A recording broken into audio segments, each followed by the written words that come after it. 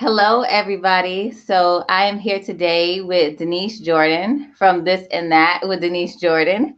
And we're going to be talking about how you can get it all done as homemakers.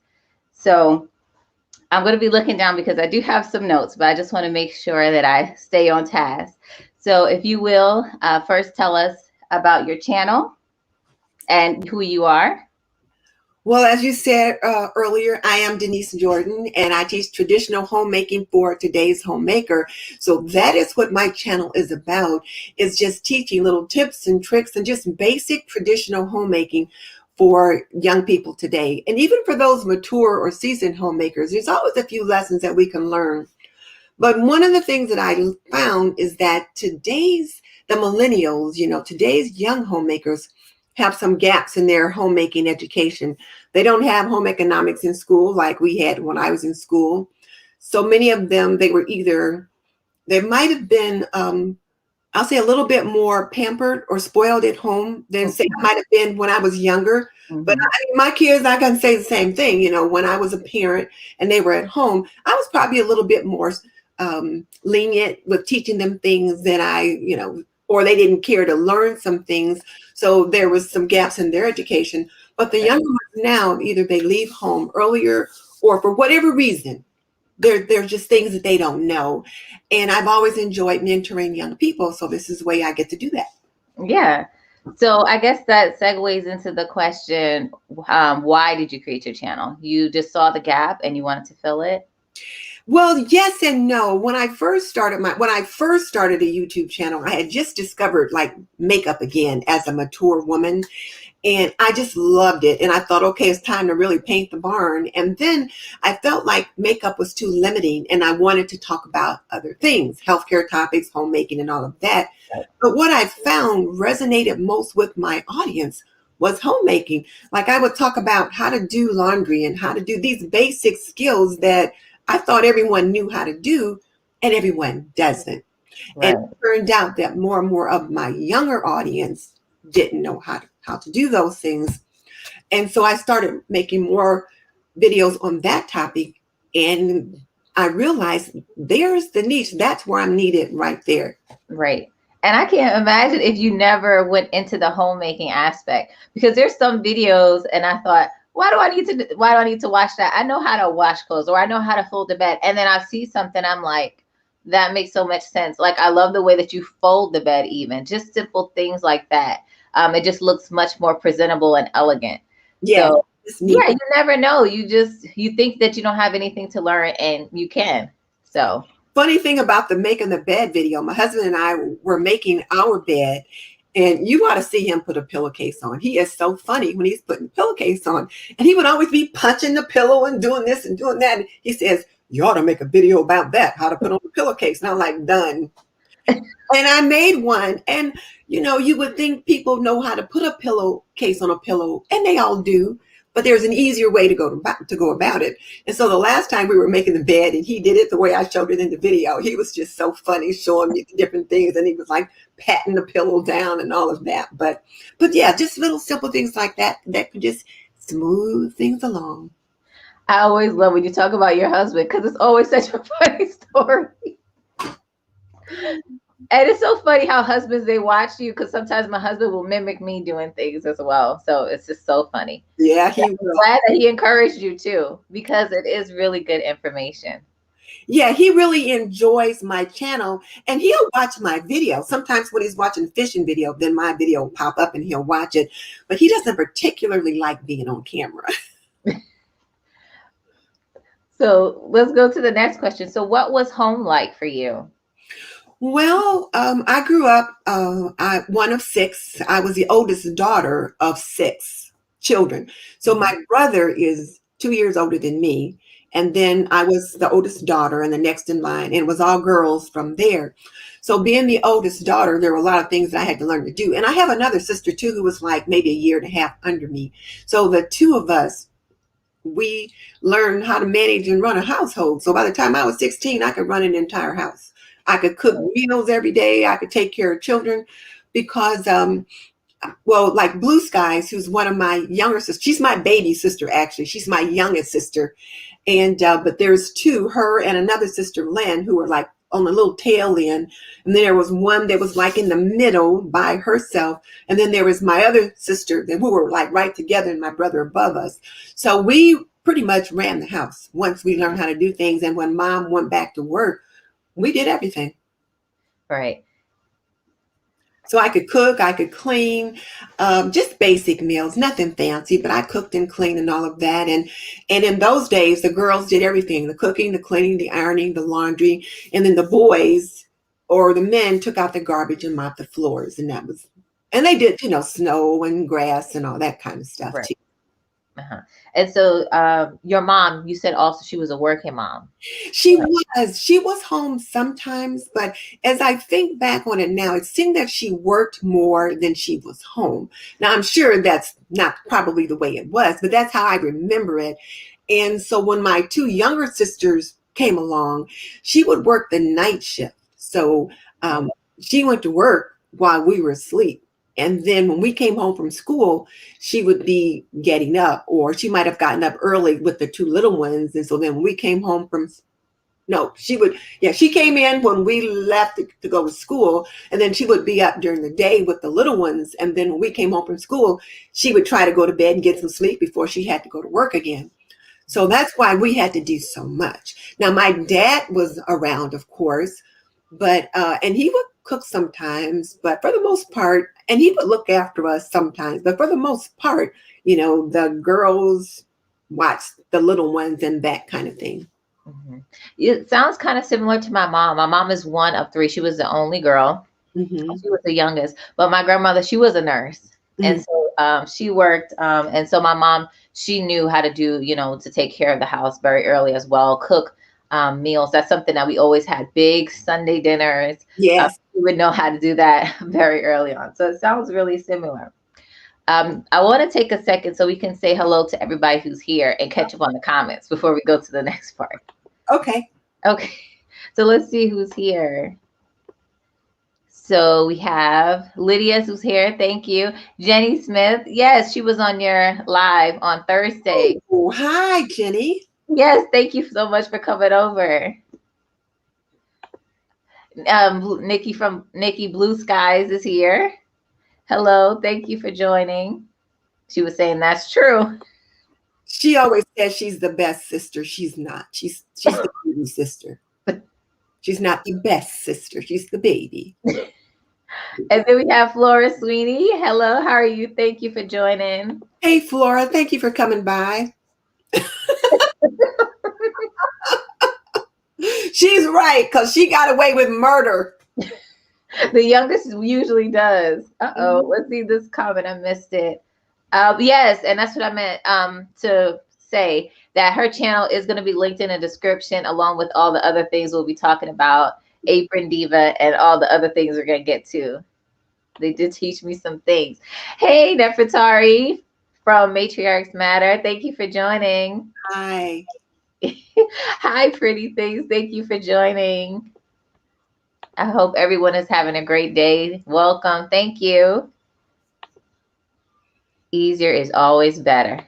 Mm-hmm. Farmer 76, thank you for joining. Hi there. I think I met him on your channel once before. Looking at some of your videos, I met him. Oh, yeah. Yeah, he's a gardener. Mm-hmm. Yes, the gardening community. I did learn how to cook in the 6th grade, but my mom or dad did most of the cooking. Mom was sick a lot when I was a kid. And by the time she was in the 6th grade, I had my own house and my own children. Oh, yeah. Okay. There's wow. a difference between us, a lot of years in between us. And it's good because she might say something that makes you remember some things as well to add. Love this. My mom had so many children that I didn't get to cook. I guess I was too busy with after school activities. It's so amazing how everyone has so many different experiences. My grandparents each, I think they had 11, was one of 11 and then one of 13. So there was just so many kids as well. My mom was one of 6. My husband is one of 10. Wow. And we are one of 6, but my mom was one of six, but my dad was just one of two. He had a brother, and that was it. Oh, okay. Hmm. Hey, seed addicts, thank you for joining. The gardening community is jumping in. Right. She says she is the best sister. Thank you, Jenny. She liked the thumbnail. It was a nice thumbnail. It really was. I really love that picture in the red. Oh, thank you, everyone. Please hit the like button. Mom was one of five. Yes, yes, that's right. One of five. Okay.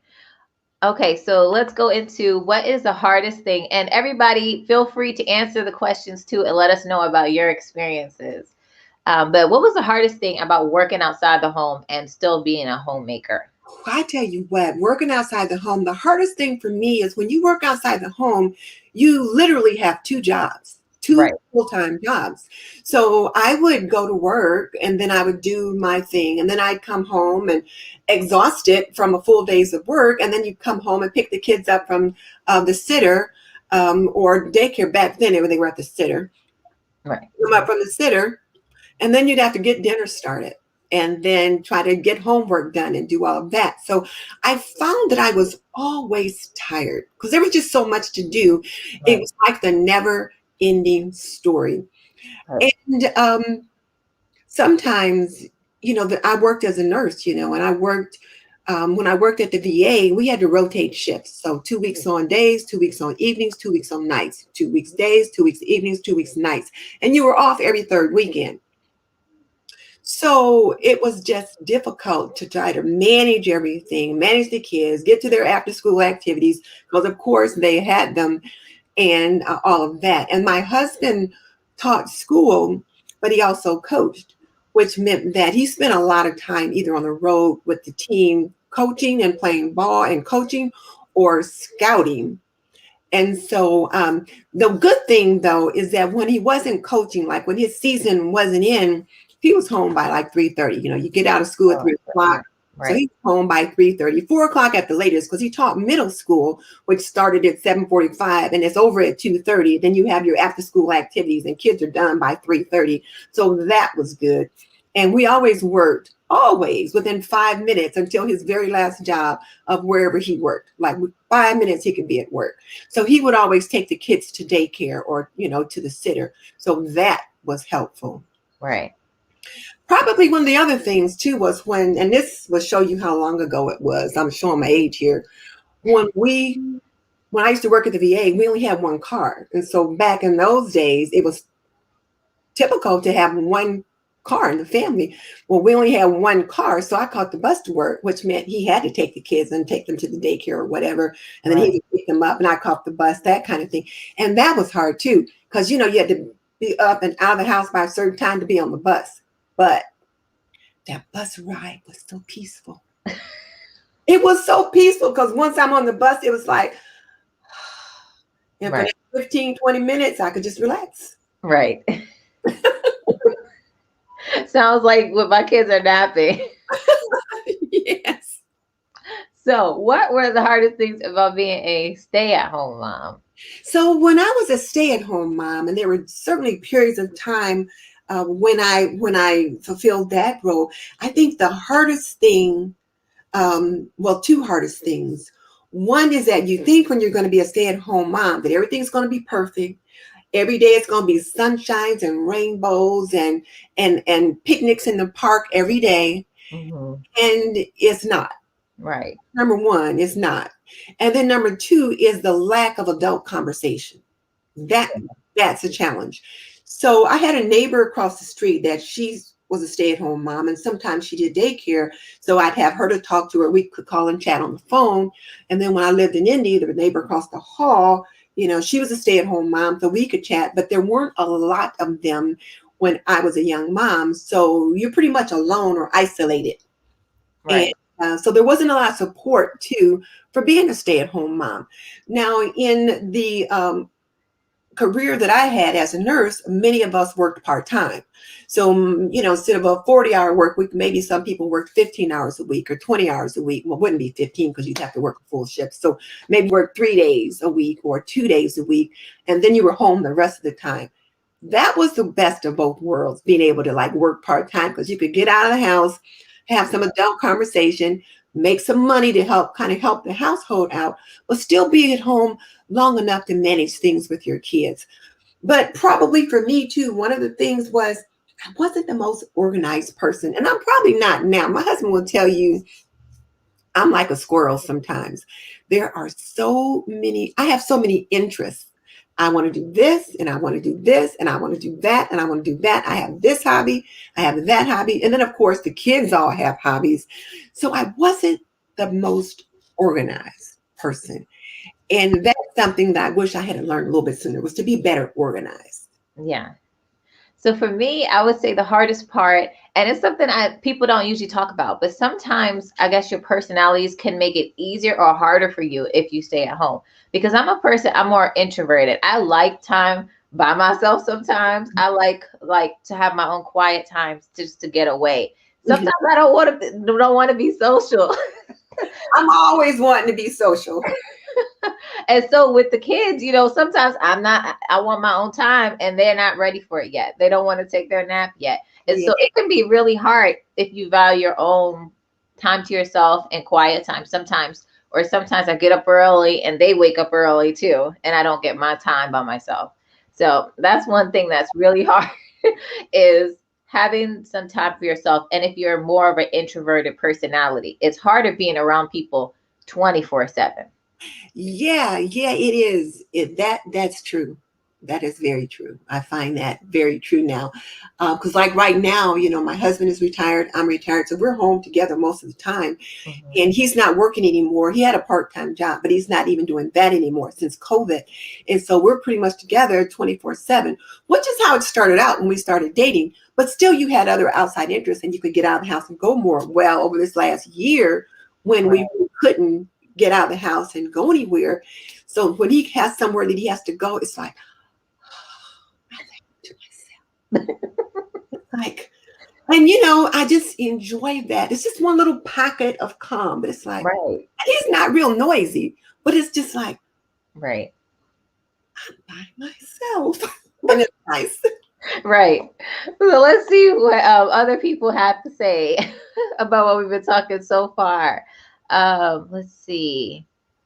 Oh, look at what Nefertiti has to say. That's a good one. Let's see.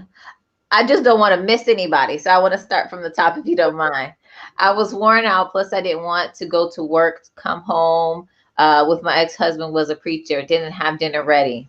Oh yeah, all of the things you have to do and come home and do so much. It's so much nicer if one person can come home and have a meal cooked for them and Mhm. just relax, but you don't get to, turn off. Mhm. Hello, my everyday wife life. The hardest thing for me was not seeing my Yeah. children all day. Oh, I felt that I wasn't raising them or nurturing them. Now Yeah, that is hard, and you feel so guilty. There's so much mom guilt when you have to miss things with your children. I remember I used to teach a pharmacology class on Thursdays, and my son's soccer team had a game.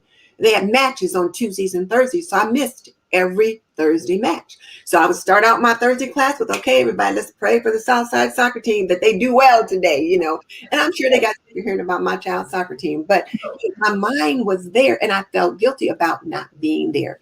You feel guilty when you have to get them up in the morning and get them dressed and take them out into the cold to someone else's home.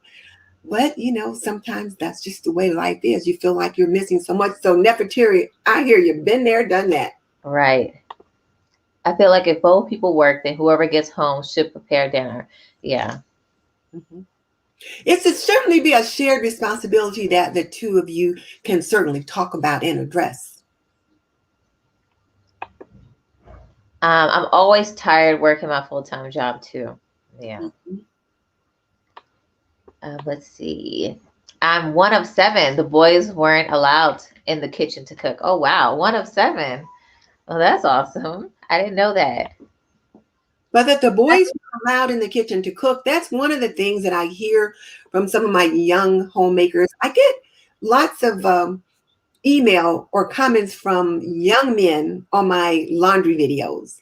And they talk about that they didn't learn how to do these things at home. And so now they're needing to figure that out.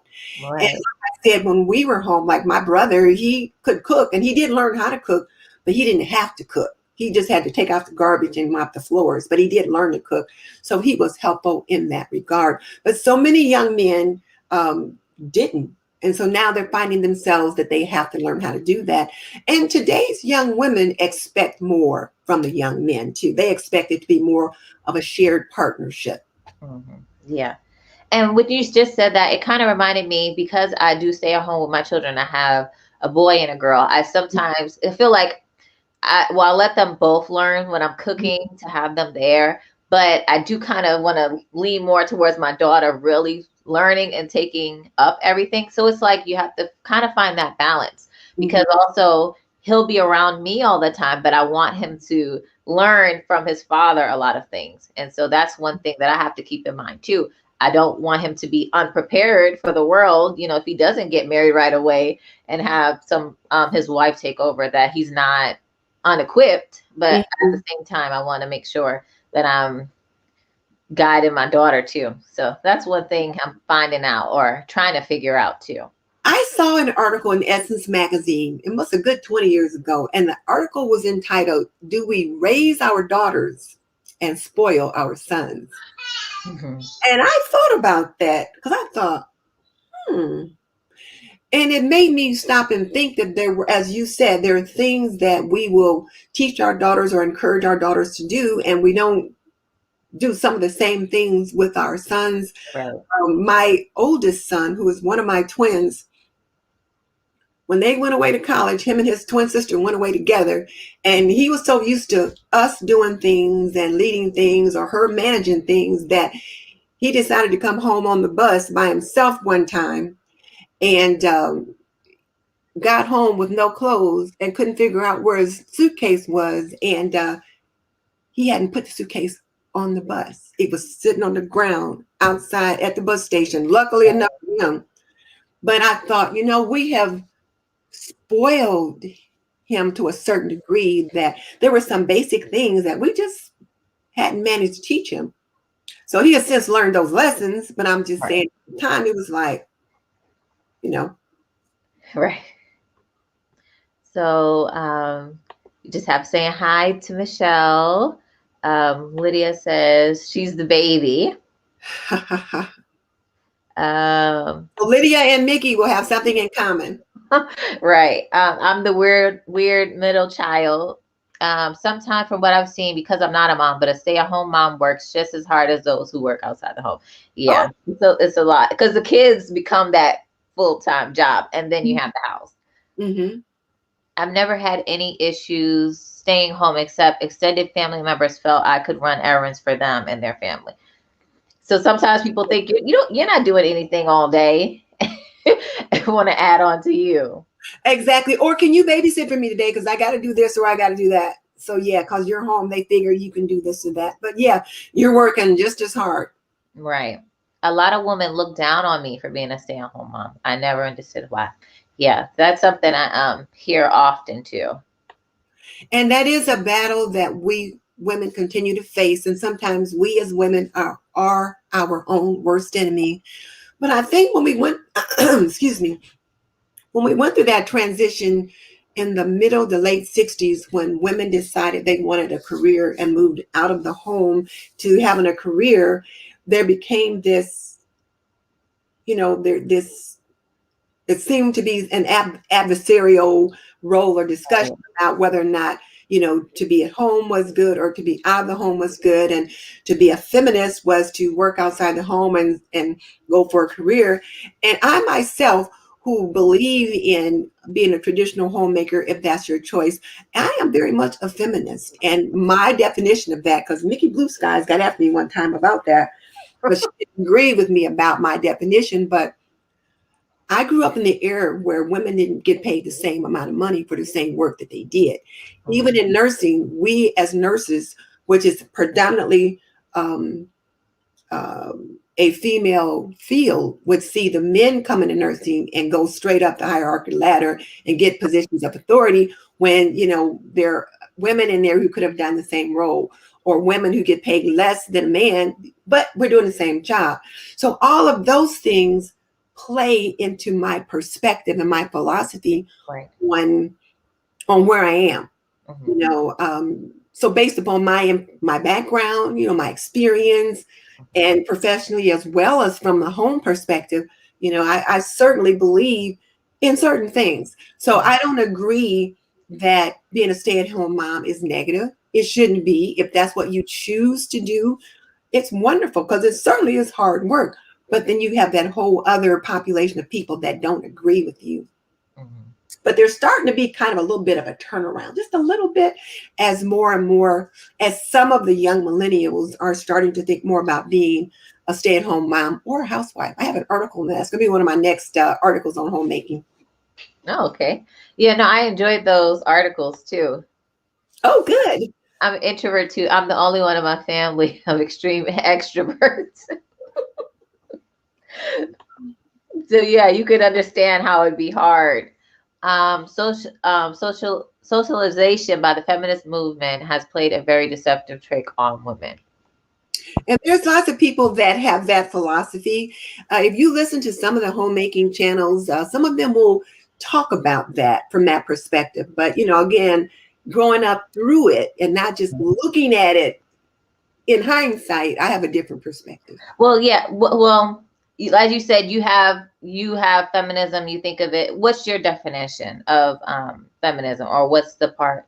My definition of feminism is being able to choose the role in life that you want to take. That if you Right. choose to have a career, it's fine. If you choose to be a stay-at-home mom or wife, it's fine. But I believe in equal pay for equal work. Right. Those kinds of things. I believe in women having benefits for if you choose to be in the workforce and then you need to go on maternity leave. I believe in being able to get benefits when you need the sick time off, the Yeah. sick time for that time, and those kind of things like that. Right.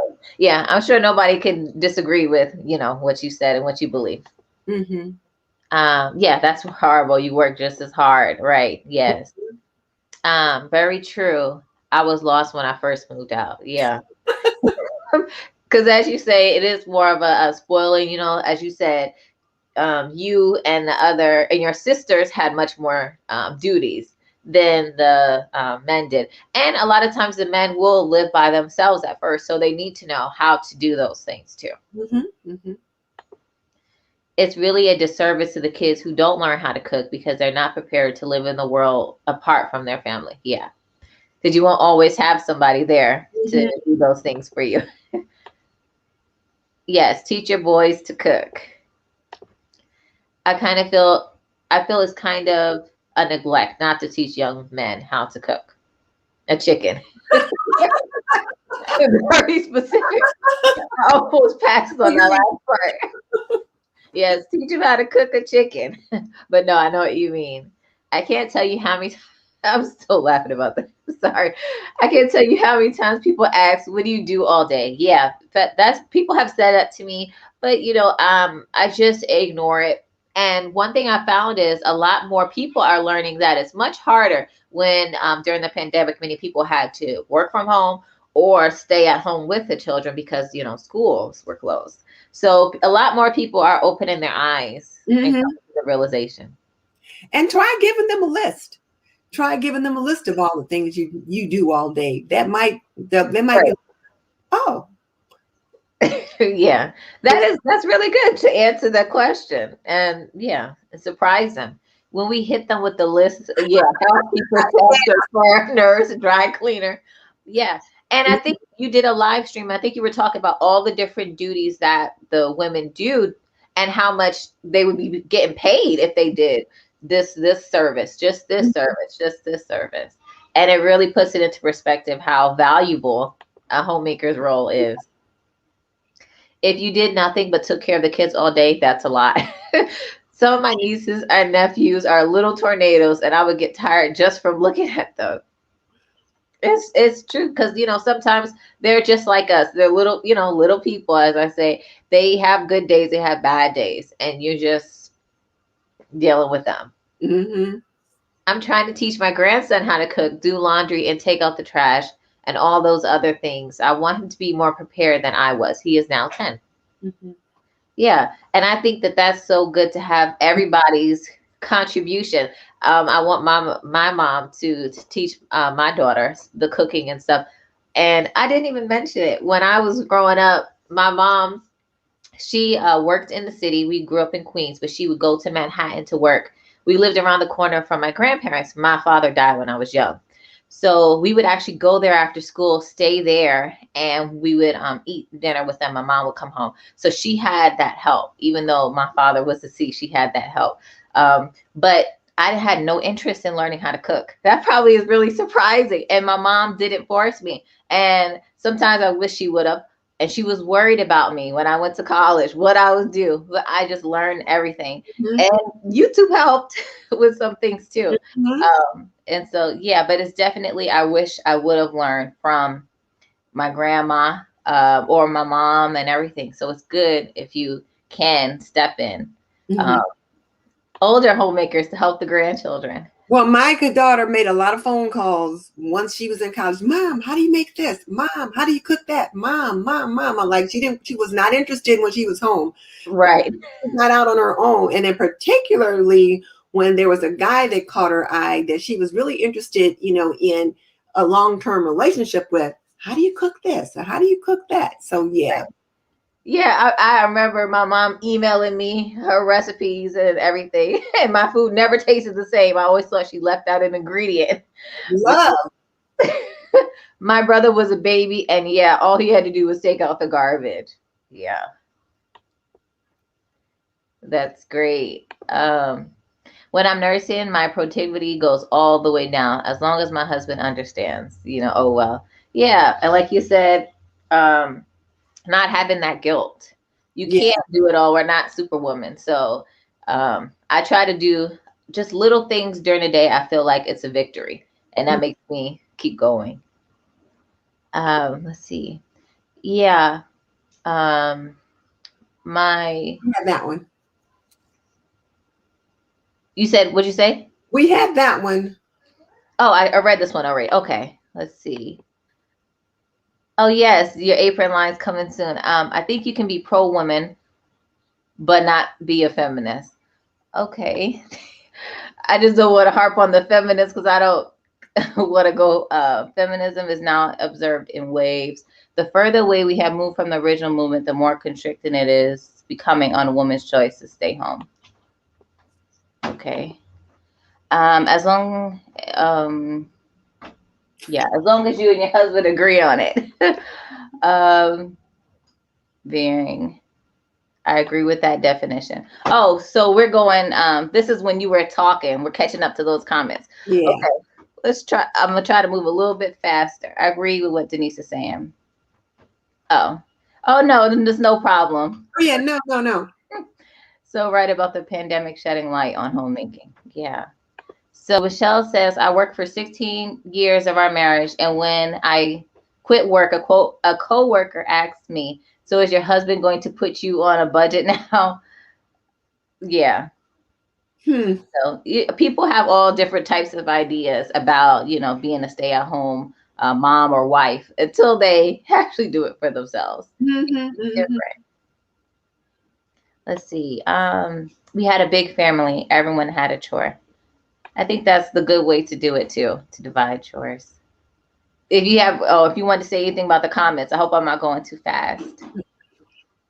When I shared with a close friend that I get an allowance, she flew into a rage, then shared how she had to work by her husband, didn't give her money for herself. Oh wow. Yeah. You know, I think that's unfortunate that her friend felt like her husband wouldn't give her money because whatever comes into the family, regardless of who makes it, it belongs to Right. the family. Right. Like we shared equally. Mm-hmm. Yeah. Yeah, that's the way that we do it too. And I think it's just fair because everyone contributes. I met he was a baby of the family, and all he ever had to do was take out the garbage, and us girls did all the other chores. Yeah. There. Um, let's see. Some people try to be funny with their questions, but others are just trying to understand because they've never been a stay-at-home mom before. Yeah. And even as you said, we think so. Even going into it, being a stay-at-home mom, we think it's going to be much greater, I guess, or much more fun and easier than it is. It's So, work. right, It's work because, when you think about it, you've got a whole house to manage, and you think about all the different things that are involved that Nefertari pointed out. But the things, right, but even as far as cleaning the house, if there's something to be maintained, something breaks or something like that, whereas you may not need to fix it, you may need to, if you have a partner or a significant other, they may take care of that, but you may be the one to say, okay, so we need to have someone come in and take care of that. Can right, you make that that phone call or whatever? I mean, even though they may be the one to make the phone call, you've got to be the one to say, oh, okay, it's time for this to be done, and have them take care of that. So there's maintenance in the home that goes along with the simple aspects of cleaning the home. And then someone's got to get the food in, someone's got to prepare the food, and just all kinds of things. Not to mention, if anybody is sick, then mom's got to take care of that too. I remember once when my youngest son was ill, and my husband had stayed home from work to watch him because there was something going on at work that I didn't feel like I could stay home that day. So he stayed home, and I stayed home, and I came home, and the baby didn't look good. So I had to take him, like, immediately. I took him to the doctor because I was like, I had called home during the day and said, well, how's he doing? He said, oh, he's better. And when I got home and saw him, I'm like, okay, we got to go to the doctor, like, now. And I said, I thought you said he was better. He said, well, I thought he was. Well, he was quiet, so he thought he was better. So, and the doctor said, no, mom, you stay home, not dad.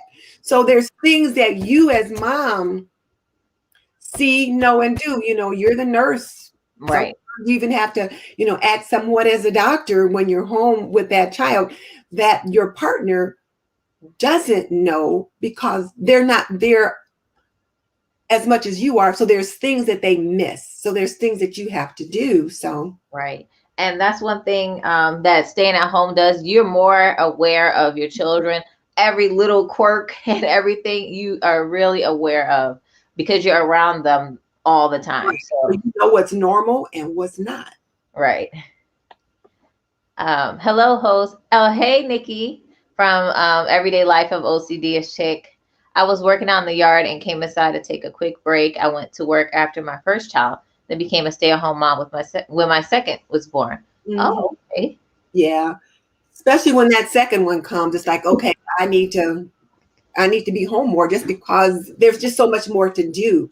So yeah, broke farmer, you're the only guy who can, but that's And okay. who's the only one who's writing? My husband likes to forget his wallet at home, and I like for mine to decline. Having done both, I find it harder being a stay-at-home mom than when I worked outside the home. And don't get me wrong, either way is hard. Yeah, definitely. But yeah, it's different types of, I guess, hard. Hmm.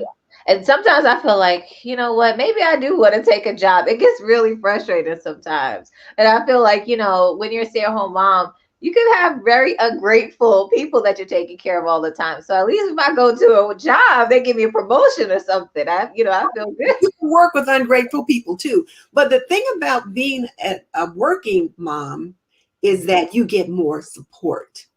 You don't get the same kind of support as a stay-at-home mom that you do as a working mom. Yeah. I decided to homeschool my children way before all this mess happened, and we were all forced to do it. Yeah. Mm-hmm. Um, I still understand. That was deep, Denise. The doc said, nope, mom. I have 5 boys and 1 girl. Them boys better clean up.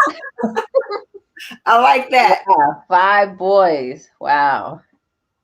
Moms rock. Dads do too, but a lot of times moms are more in tune with little ones. I could be wrong, but that's just my opinion. Yeah, I think so. Mm-hmm. Okay, so yeah, it seemed like a lot of people had a lot of experiences to share on that stay-at-home mom one. So let's go into some of the things that I think can help when you're a homemaker to get more things done. So the first one, I know that you said you tried to, but it didn't always work for you. But for me, waking up early is Mhm. just something that really helps me. I find the earlier I wake up, I would think I'd be really tired or something like that. But I just feel like I get more done and it just kind of gives me adrenaline for the rest of the day. So that's a tip, especially if you are, like I said, introverted, you like your quiet time. Wake up early before everybody else wakes up so you can get things done and start your day off strong. So then next, I want to talk. You have something to say about that? Going to agree with that. Waking up early is really helpful because then that allows you to get some things done before the family wakes up. And that's one of the tenets of the Fly Lady cleaning process is that you wake up 30 to 45 minutes before your family does so that you get yourself ready for the day so that when they're up, you're dressed and ready to go. And Right. there's a thing called Miracle Morning, which a lot of people are doing. There's a whole movement called the Miracle Morning on YouTube. You can probably check it out where people get up about an hour early, sometimes even 2 hours early. And my daughter does that like at 4 o'clock in the morning. And you can, and then they do certain things in the morning, maybe devotionals or meditation, exercise, get themselves dressed, and then start to get ready for the day with their family and things like that. So there's science behind that. Right. Yeah. I don't know if I could do 4:30 or 4 o'clock, but yeah, my goal is just to wake up at 5. I do 6 Mhm. usually, and so yeah, but maybe I'll get to 4, and then What is relevant for you? and do you feel it? I want to talk about, did you feel a difference when you're, as you said, dressed to the shoe? Where did the dress to the shoe come from? That came from the Fly Lady cleaning process. That's one of her tenets is that you not only do you get dressed, but you get dressed to shoes. And she believed in shoes that either laced up, that shoes that laced up or buckled or whatever, not bedroom slippers, because Oh, okay. like it sends a different message. So Right. like, they'll tell you if you're doing a job interview online, not virtually today, that you should get completely dressed from your head to your toes and don't be on there with shorts on and gym shoes just because they can't see them. Because Right. you feel different. There's science behind that, that you feel different. So when you get up and you get dressed to shoes, it's saying, okay, I'm ready for the day and I'm ready to take care of business. Right. Yeah. And I feel that difference too, just like you said. And if someone comes by or you have to run out the house, it pays to already be prepared too. Yes. So okay. So let's talk about routines quickly. How routines help to get things done for you.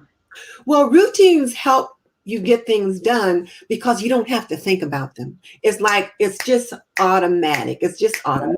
It's like I know every morning when I get up, I'm going to get up, I'm going to get dressed, I'm going to do my yoga, and start a load of laundry, and then I'm going to do my swish and swipe in the bathrooms, and then whatever else I'm going to do on that particular day.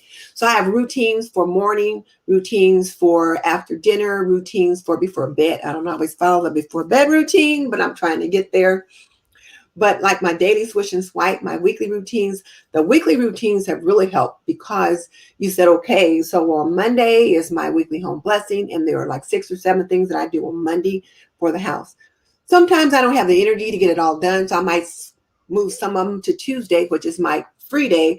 But on that day, I just do my daily routines, but I don't do any other zone cleaning or stuff in the house. On Wednesday, I know I'm going to be making my grocery list, putting in a grocery order, and my daily swish and swipe. Clean the refrigerator because groceries are coming in on Thursday. So got to clean the fridge before I put groceries in. And for some reason, even when I was very young, I could not put fresh groceries in a dirty refrigerator. I had to Right. clean everything out so that it was ready for the new groceries. So the routine just helps you do things automatically and stay on top of things so that you don't feel overwhelmed. Right. And then if you miss a day, you just jump back in on whatever day it is and you just move forward that way so that you just don't feel overwhelmed and bogged down. Right. Like you said, to keep you on task so you don't forget things, it can be really helpful. And I'm a person that a lot of times I'm like, routines, that's too rigid. Meal planning, all those things. It just in my head, I say no, I don't want to do it. But I find that having some sort of structure really helps. So Hmm. set with the routines, what I decided to do was I have a planner. And Hmm. so I write on the notes everything that needs to be done and I can divide it that way. So still I have a routine, but to me, it's like I'm coming up with my own thing. It's not as rigid. And so I really like that. And it really does help. So you don't forget what you need. And anytime I see something that needs to be done, you write it. And you just try not to, sit down too much or not be doing something to really stay on task to make sure you get everything done. Right. And keep in mind, too, that a routine is just that. But your routine is your routine. Right. My routine is my routine. So, whereas your routine is that you just take a notepad or you take your planner and you write down the things that you want to do for the day or for the next couple of days so you get them all done. That's the routine that helps you stay organized and focused. That's the perfect routine for you. My Right. routine might be a little bit different. So everyone's routine is going to be a little bit different, but you just have to find the one that works for you and do it because any routine will work as long as you follow it. Right. Right. Very good. Yeah. And I wanted to throw a curveball question at you. I Oh, just thought yeah. about I wanted to get your personal I'll get a opinion. sip of tea now. I wanted to know what is the hardest thing about being a retired homemaker now? Do you feel it's changed some things? You know what? My mom, my mom was so funny. She used to always say how my dad would drive her crazy because he was there all the time. I didn't understand what she meant. And she would say, I get up early to do this or that, and then here he comes. Well, I understand what she means now. It's just that, particularly during the lockdown, it's like the hardest part about being a retired homemaker during lockdown, because see, I think is when lockdown is not in play, it's different. But Okay. during lockdown, and we're just now starting to ease up, is that the two of you are always there in a confined space. Right. So, I was up here. Well, I came up here at about 12:15 so that I could try to. No, I came up here at some time today to try to put up a note on the website that I was going to be on your channel. And my husband had been out, and then he came in and he was calling up the steps like, "Well, what are you doing?" And I'm like, "I'm just busy." um, So I think that is like you're always on call. It's like having a baby. It's like you're always on call for another person. Hmm. That's what it's like. I just thought about that. It's like that, especially during lockdown. Now, when lockdown is not in season, it's different. And thank you, Jesus, fishing season just started. So now that gives him an out. He can get out of the house. He can go fishing, and I can have some time at the house by myself. Now I'm not. I Right. don't want to get it twisted. I'm glad when he comes home, and I'm glad he's here. But every now and then, it's just like, it's just, you know. But Yeah. the thing about it, though, because Mhm. now I'm, being a little funny, and we're laughing about that. And those of you who have partners will understand. Right. Those of you that live alone don't get it because you always have your alone. But the nice thing, though, about being a retired homemaker is I can look at things from a completely different perspective now. It's like we deal with each other differently now. So, whereas I have matured, he has also matured in how we deal with each other. And there were things that I didn't do as a younger wife that I do now because I feel like either he earned the right for me to do those things or I have the time to do those things. And I just feel like, like for example, this is a simple one, but I make him a cup of tea every morning and I'll bring it up to a studio. And yesterday I was doing something. I thought, oh, let me take his tea up there. So I brought it up. He says, I was wondering when you were bringing my tea. And I'm like, what? You know, but it's like, he's gotten used to me bringing him that cup of tea every morning. Now, there was a time when I wouldn't have done that because I felt like, look, I work every day just like you work every day. Get your own tea. But I'm at a place in my life now, though, where I'm like, I've got the time to do it. He's up in his studio. I'm down here in the kitchen. I'm making myself a cup of tea. I can make a cup of tea and take it up, and offer it to him, and he likes it. So I think I'm what do we say, a kinder, gentler version. What was that they said about Nikita Khrushchev, a kinder, gentler, whatever. But I think I'm a softer version of myself now because I have the time to do some things. And some things I realize, they just aren't that deep, you know. That's one of the main things that I get just from being around older people or Mature here, thank you. yes, mature people. Like you said, don't get it twisted, mature people.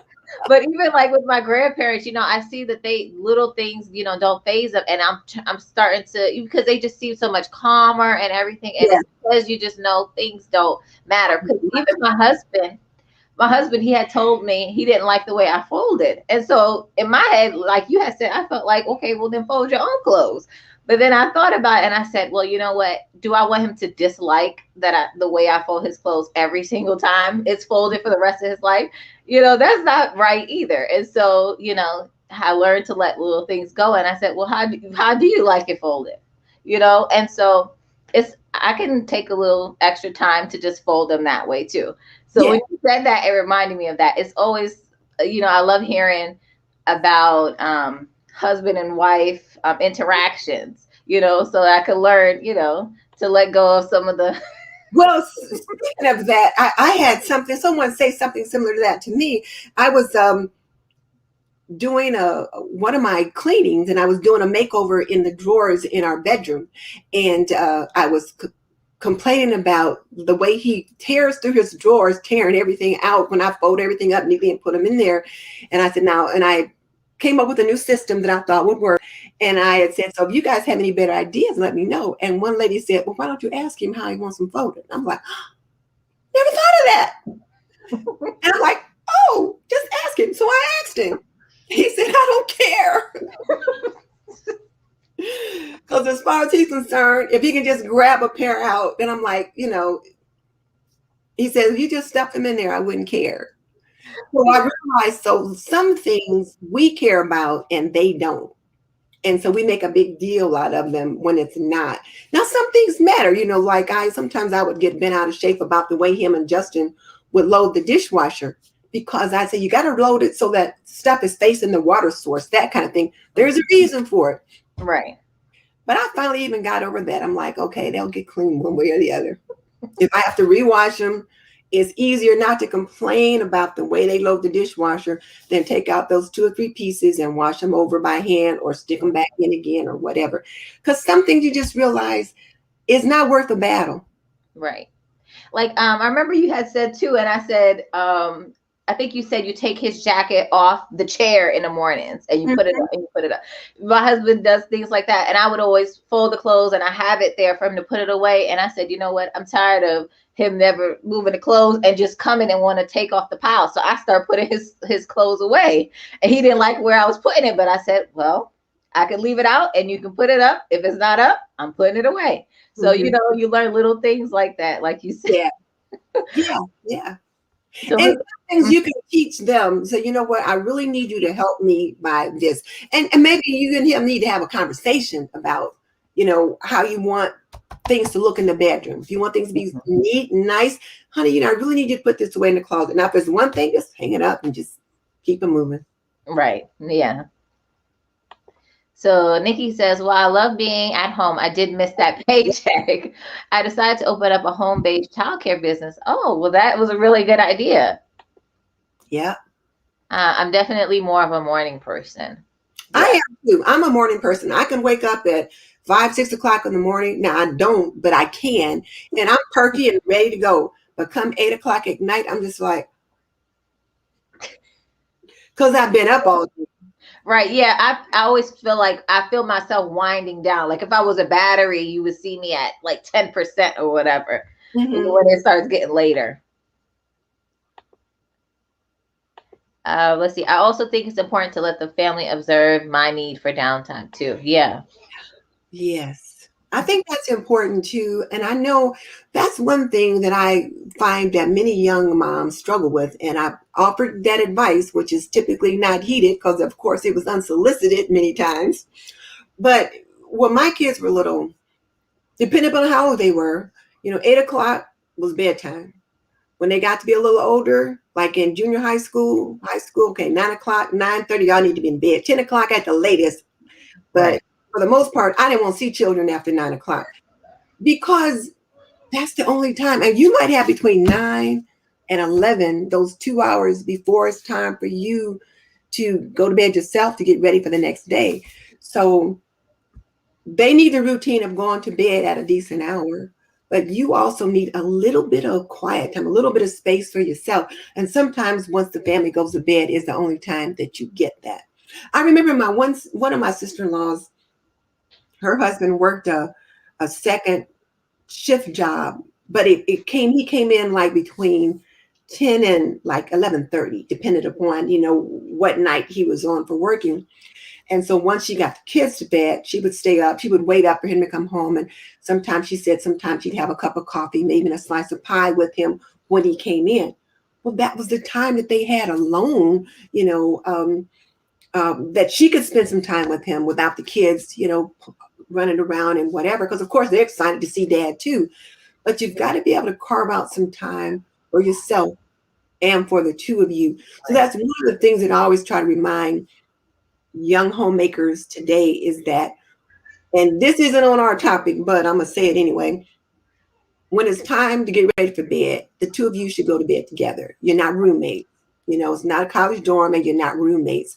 Whatever time it is now, if you like to go to bed really, really early, that's a different story. And I'm not saying to go to bed early for intimacy purposes, but just to snuggle up together, to go to sleep together. Maybe you laying there reading a book and he's going to sleep, but just the two of you being there together, that's an intimacy that you are building.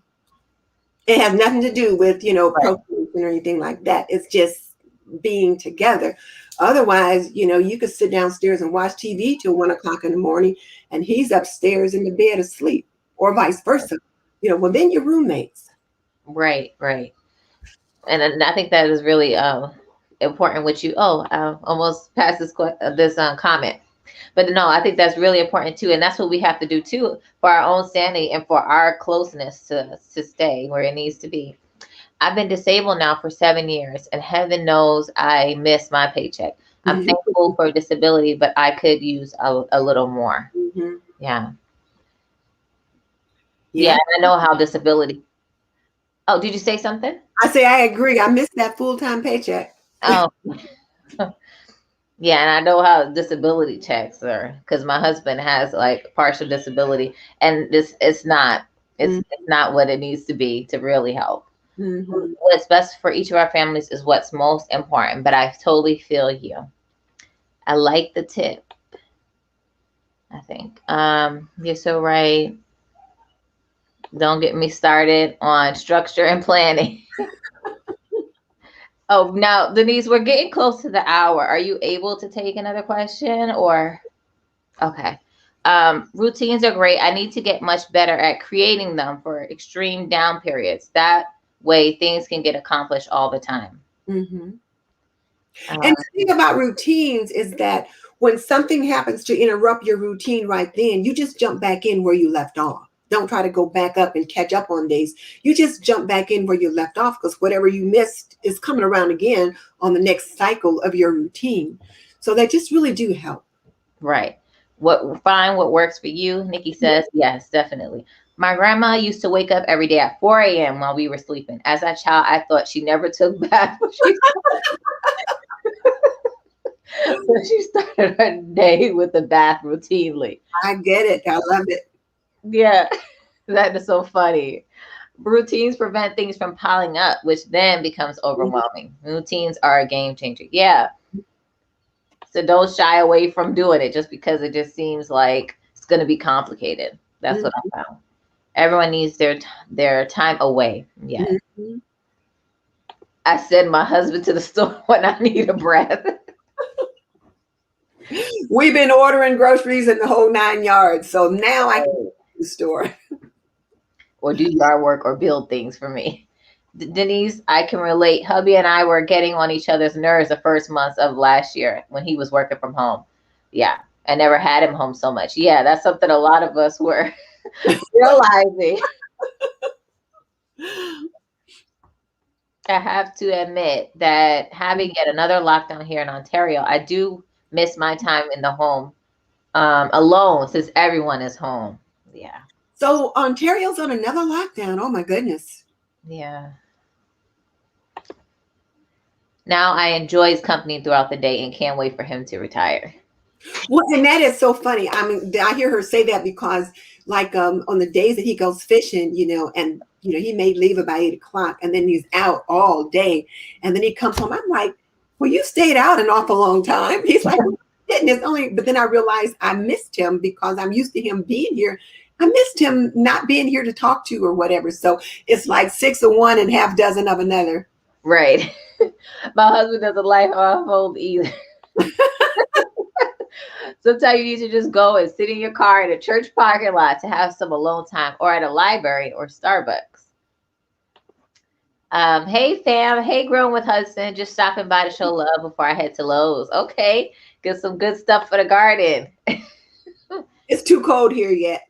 Oh yeah, I know, but I'm looking forward to that. No, 2 days ago. I'm looking forward to that open invite that you have. Yes, if anybody's doing any gardening, not only if it's something that you do, then just plan ahead and plan that video for my container garden challenge. Right, yeah. I would definitely want to I definitely want to take that invite. But yeah, Okay. there's a lot of gardeners here, so definitely do that container garden challenge. Yes. That's how we met. I met you on the New Orleans Gardener. Yeah, it's heat I on love tomorrow. Linda, and you were on there, and so I clicked on your channel. I thought, oh, her healthy home. Let me check her out, and I found you were a homemaker. Yeah. I would just, do you want to share more information about the challenge, or just stay tuned for your post on your channel? Oh well, it's just real quick, but I'm hosting a container garden challenge on June 16th, I think it is. Or is it June 6th? I don't remember. But it's something that I do every year, and I just plant a container garden, and I, encourage other people to join me. But this year, I'm really going to challenge my homemakers to make one as well, because I'm trying to get them to think about doing an herb garden, growing some herbs, something simple, so they can use those in cooking and whatever, just that. It's June 14th. Because I Yeah, didn't remember the the date of my. container garden challenge, right? Okay, so yeah, hopefully some people in here will take the challenge. Yeah. My 4-year-old daughter, Zao. Can we back up for a second? Yes, I'm sorry, I missed Nikki's. Yeah, Nikki was talking about being able to take a bathroom break without someone following her in or knocking. Oh, So many homemakers have that. And I found that was the one place I demanded privacy. right. My first children were twins. So I had a lot going on. And then when I had my third one, you got kids everywhere. The only place I would go in the bathroom and lock the door. And that was the only time that was complete privacy was in the bathroom. And I think I demanded that because when I remember when we were kids, my poor mother never had a minute to herself. When she took a bath, me and my sister, the one, not Blue Skies, but another one, we would go in there and sit down and talk to her while she took her bath.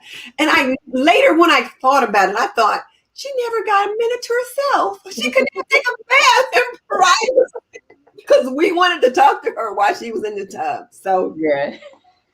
I hear you, Nikki. My husband used to always leave his clothes on the floor until one day I thanked him for putting them in the laundry room. He never left anything on the floor since. A simple thank you did it. And that's a good one too. Yeah. Just look sometimes to give them a compliment for something and they'll want more. Mm-hmm. At 9 o'clock, it's over. I agree. I like that. Yes. Thank you goes a long way instead of nagging. Yeah. Mm-hmm. I work hard every day, very hard, and my husband is disabled. Okay. So he took on some of the household chores I do. Whatever he won't do, it works. Our kids are grown. Mm-hmm. Yeah, it's always good, to help each other out. It's so useful. Some of the people like to ask, like, how do me and my husband manage those kinds of things now? And since I'm home all the time, and he's here most of the time too, I still do most of the housework. But if there's something I don't I'm not able to do or don't feel like doing, he'll do it, or he'll say, well, babe, let me help you. What can I do to help you? Then I'll tell him, one or two things. But sometimes there's things that I want to do just so I can do a video about it. He's like, well, if you're doing a video, I'm not going to be in there. I'm not going to do that or whatever. I was so thankful he helped you in that video when you were like, I'm not Simone Biles. And he came and helped you. He was not happy about that. He was like, what are you? I'm just glad that when he said, what are you doing now? It was that, and it wasn't like something more, well, with some words we don't typically say on. I'm glad it wasn't one of the channel. He typically doesn't talk that way, but every now and then he'll be like, what are you doing? Oh yes, I've read this one. I have to finish my yard work. I'll catch the replay. Thank you. Thank you. It's nice to meet you. Yeah.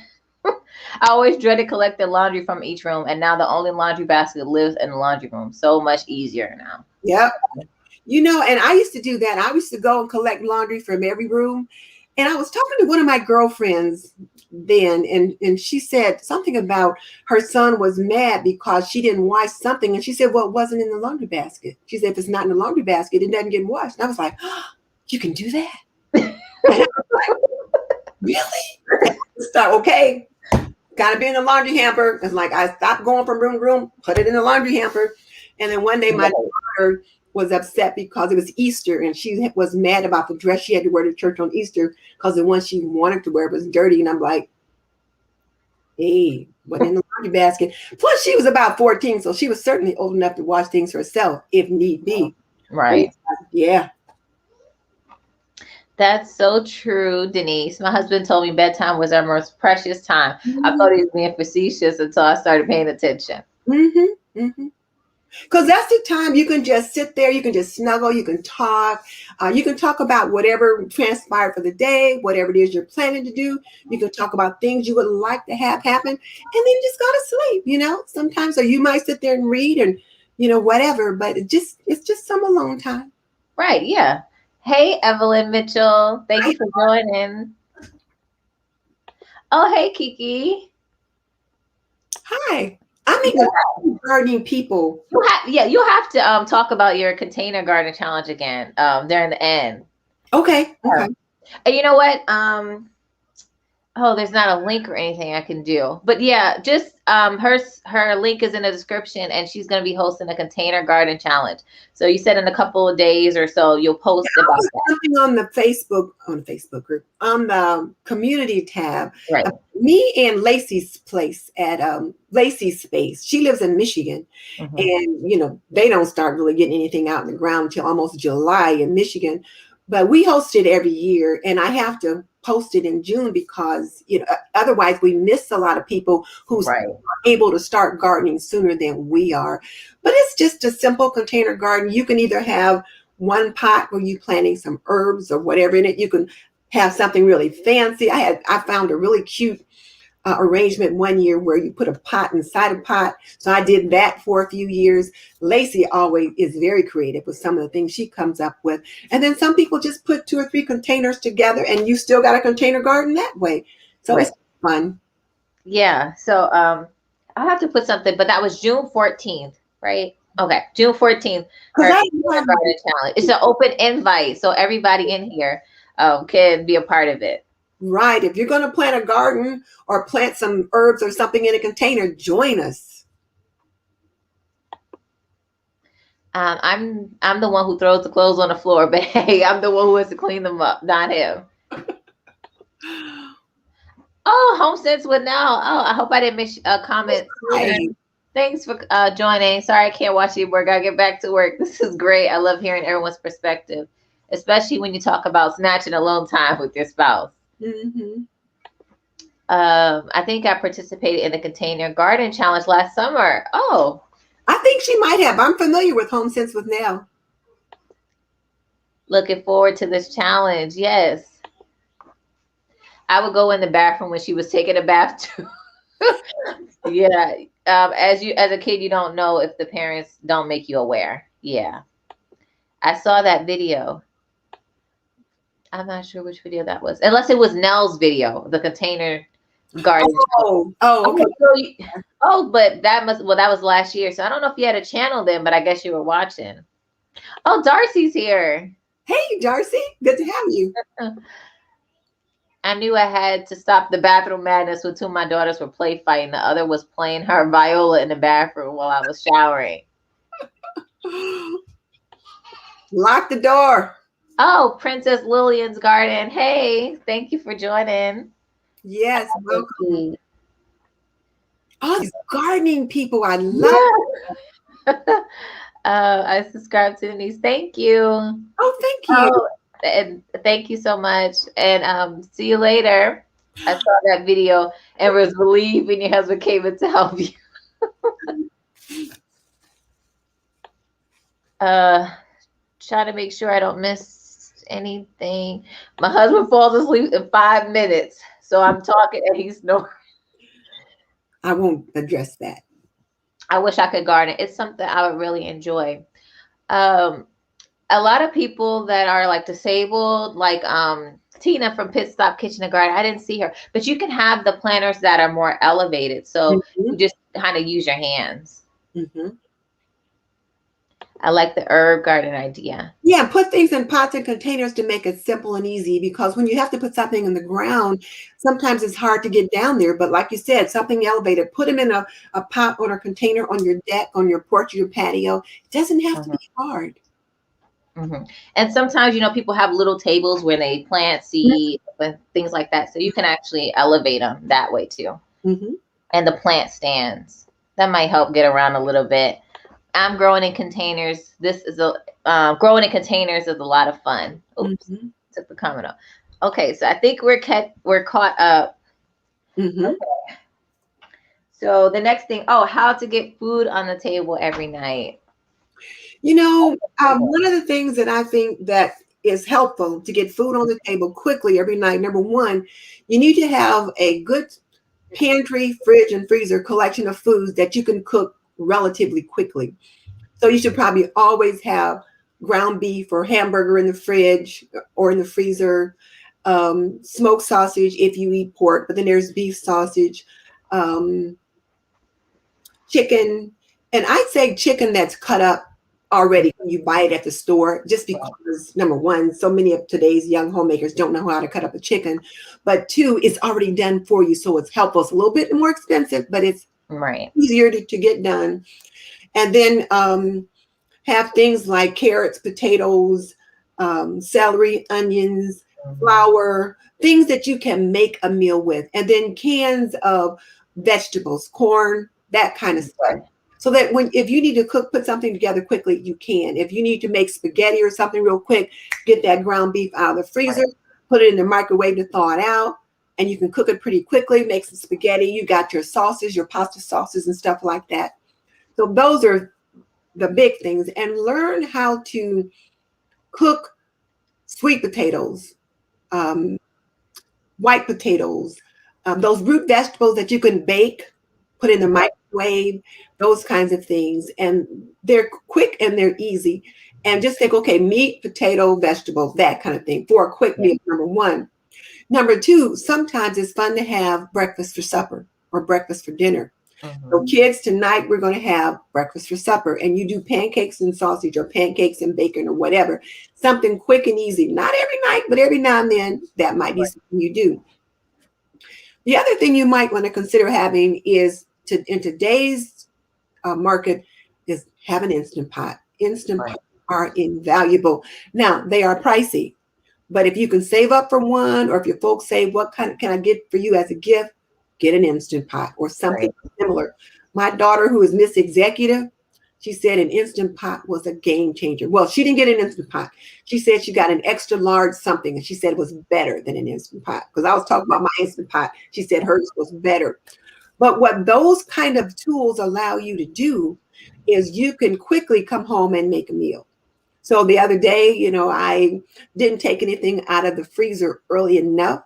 So when I did get it out and I wanted to make some pork chops, so I put them in the microwave. So I got them thawed out just enough so that I could get them apart, put them in the Instant Pot.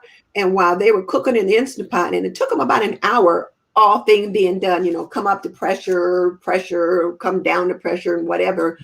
Um, I made some sweet potatoes on top of the stove, opened a can of like greens, and they were like the glory kind, some glory black eyed peas, some things that I knew that we would like, and quickly. And he's like, "Is today Sunday?" I'm like, "No." But Sunday I was busy and didn't get a real good dinner on the table, but I was able to get all this done in an hour. The Right. Instant Pot was invaluable. Another tool you want to have is a slow cooker. And I know an Instant Pot you can do a slow cooker, but Instant Pots you can find, but slow cookers you can find for less than $25. You can find a very nice slow cooker for right around $25 and throw a pot roast or something, chicken, whatever, in that in that slow cooker before you leave out to go to work. And when you come home, turn it off and it's done. Right. If you're home all day, put it in first thing in the morning.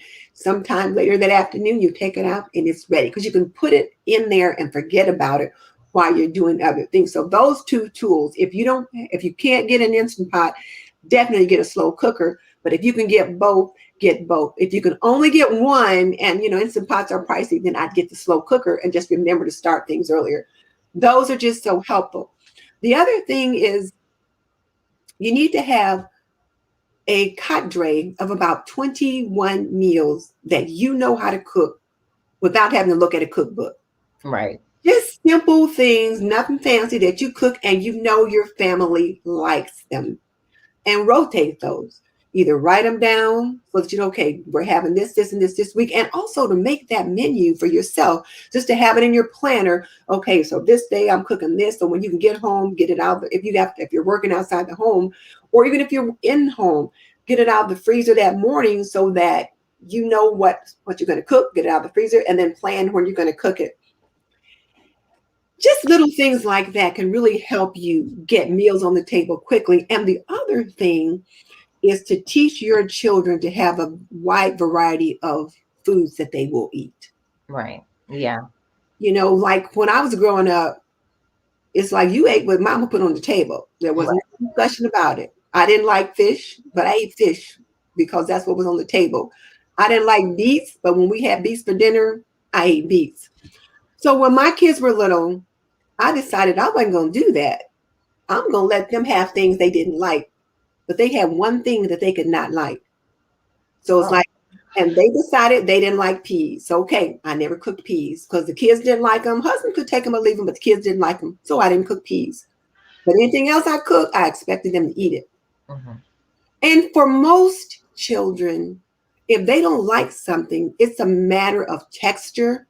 Like if it's real slippery, if it's sour, or how it feels on the tongue the first time they try it.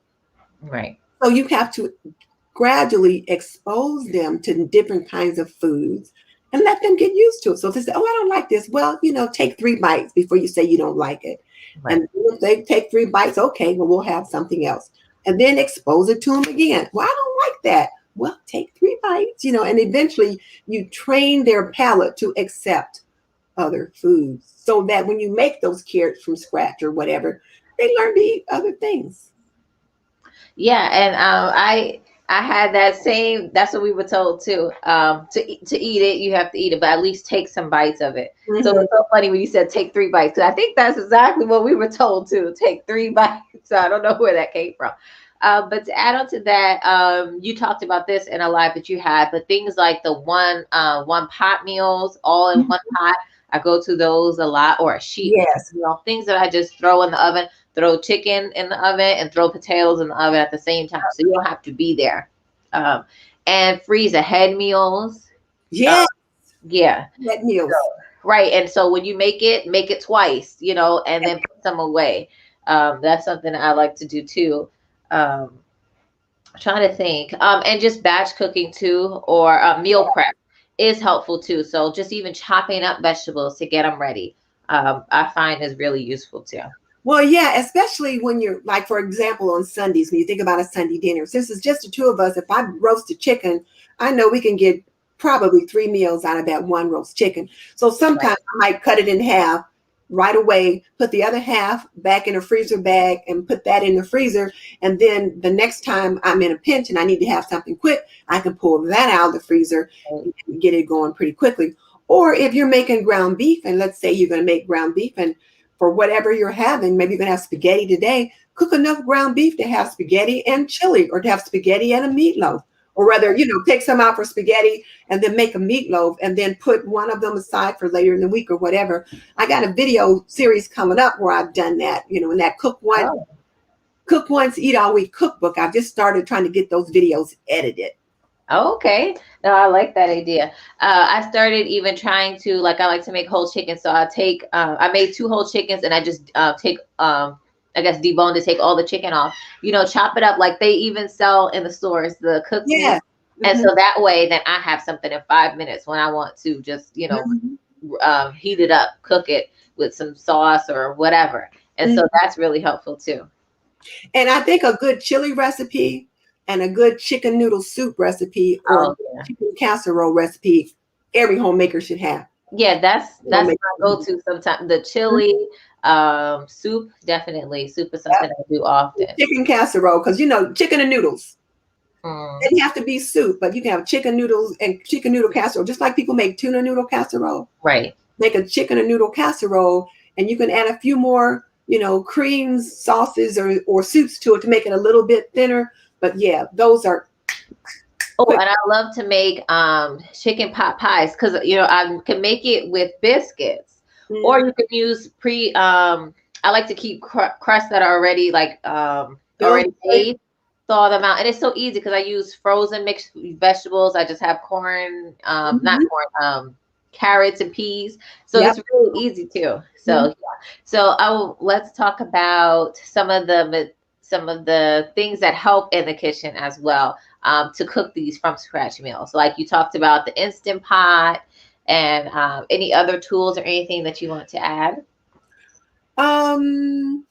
Well, it depends on what I'm cooking. Well, typically every time I cook now, I wear an apron when I'm cooking, and that's helpful to me too, from the perspective that it helps to protect my clothing, particularly if I'm making spaghetti and chili and you got sauce and stuff like that popping up and flying everywhere. So I really enjoy wearing aprons when I'm cooking. And the one thing about wearing an apron, and I did in my 3 articles on homemaking, we talked about aprons this week, and one of the ladies in one of the articles said that when you put on that apron, it's like putting on your cloak, like your super cloak, like Superwoman, whatever. Right. It's like, when I put that apron on, it does say, okay, I'm getting ready to make dinner now, or I'm transitioning from this phase of whatever I'm doing into this one. So that's something else that pretty much helps me too, just to kind of help get me in the mood. And then I feel so Donna-Reed, when I put my apron on and I'm cooking and stuff too. So. Oh, speaking about Apron Diva, do you want to share your video talking about your apron line? Because that's what day is Apron Diva going to be launched? Is that Monday? Monday, yeah. Monday you can actually go on and shop. And I'm excited about that. I really can't wait, because I do want to get into wearing aprons more. Sometimes I just forget, but I have to I think I want to hang it so I can see it and remember. Yes, like I have a little hook in my kitchen right next to the refrigerator, and I'll just put one right up there. And if I go over to the sink and I turn the water on, and I'm like, oh, I don't have my apron. I go over there, grab it, take it down, and put it on, whatever. And I even try to match whatever apron I'm wearing with the dress I'm on too. So. So yeah, I'm waiting for your apron line so I can get me an apron. And then all my videos, I'm going to be trying to have my apron on when I'm cooking. Okay. So you want to show us?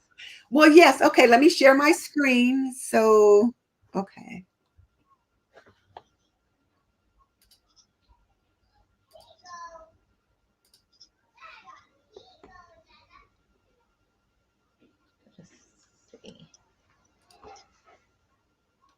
Okay, it should be coming up now. You guys should be able to see it. Oh, okay. Yes. Okay. I've been getting lots of questions about my new business, Apron Diva. And the biggest question is, why did I want to start an apron shop? And it's really quite interesting. I've come to love it. Make it full screen. And I really feel like aprons are one of my best accessories, because when I'm in the kitchen, it's really quite interesting. I've come to love aprons.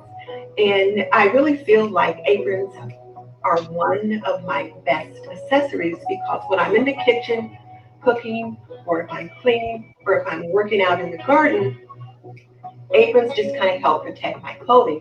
So aprons are pretty and practical. And by being practical, they are totally functional for whatever it is that I need them to do. So if I'm making spaghetti sauce and I don't want to splash the spaghetti sauce on my shirt, a big apron is perfect.